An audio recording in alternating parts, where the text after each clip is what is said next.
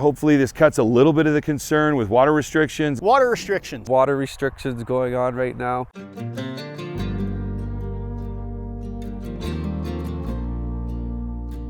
Hey guys, our team's been putting together some videos here just to help you, our customers and folks in the industry and anybody who's interested, just to learn a little bit about shutting trees down in the fall, about water requirements, about how water requirements are reduced in early fall, and where we need lots of water is in later fall, when we're really watering it in for the freeze up.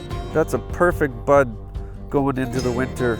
That's going to push out excellently in the spring. It's got nice auxiliary bud set on it as well. But what I'm really looking for is this terminal bud right here. The terminal is like your tip. So that's the tip of the tree, right? That terminal bud right on the end of a branch. The auxiliary buds are on the side. And this is the same type of tree. The next tree right over from this one has not shut down at all yet. So we can see all of this is still actively growing. If we look at that terminal bud again, there's no bud set yet here. So this is still actively growing. So if we were to get a cold, hard frost right now, this would probably die.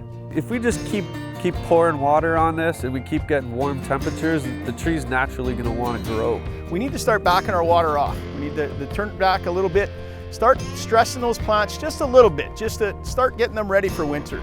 So by shutting the water off, it's actually stressing the tree out a little bit. We're almost tricking it into thinking that winter is coming. But what's really important is, you see, this leaf is still nice and soft, supple. It has good moisture in it. We're not going crispy. We're not just shutting the tap off and saying, hope for the best there, big guy. Because we don't want the tree to be dry going into winter. So you can turn the water back on. Once you see those buds have set, and then you really want to do some deep watering going into winter. So there's actually some reserves in there for the spring. So when the trees do start to wake up, that there actually is some water in the ground for them to pull from. So typically, you gotta kind of wait for them to start losing their leaves, and once they've lost their leaves and we kind of start getting into that frost, and then you want to water them in really well. That way the root ball has lots of moisture to last them throughout the winter and into spring, so you have a nice, beautiful, happy plant in the spring. Don't want people to stress out too much about it, because like I was saying, now is when we actually want to cut back on the watering a little bit. But from what I understand, there's going to be water restrictions lifted in September.